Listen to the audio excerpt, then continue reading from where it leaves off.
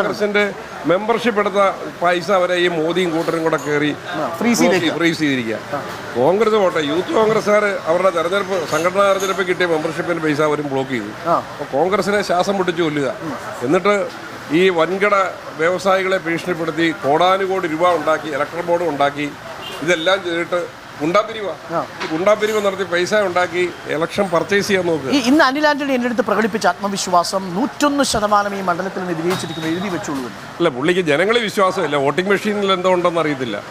ജനങ്ങളിൽ പുള്ളിക്ക് ഒരു വിശ്വാസമില്ല. ജനങ്ങൾക്ക് പുള്ളിയെ വിശ്വാസമില്ല. പുള്ളിയുടെ പര്യടനം പോയി നോക്കാം, ഒരു പര്യടനം തിരിഞ്ഞു നോക്കുന്നുണ്ടോ. അപ്പൊ പക്ഷേ ആത്മവിശ്വാസം പ്രകടിപ്പിക്കുന്നതിന് പിന്നിൽ ഒരു പക്ഷേ അട്ടിമറിക്കാനാണ് സംശയിക്കുന്നത്. എന്നോട് പോയ ഇവിടുന്ന് പത്തനംതിട്ട പ്രസ് ക്ലബ്ബിലെ മാധ്യമപ്രവർത്തകർ എല്ലാ പര്യടനം പോയി കാണുന്നത്. അതിലെല്ലാ രാഷ്ട്രീയ പാർട്ടിക്കാരും ഉണ്ട്, അനുഭവമുള്ളത്.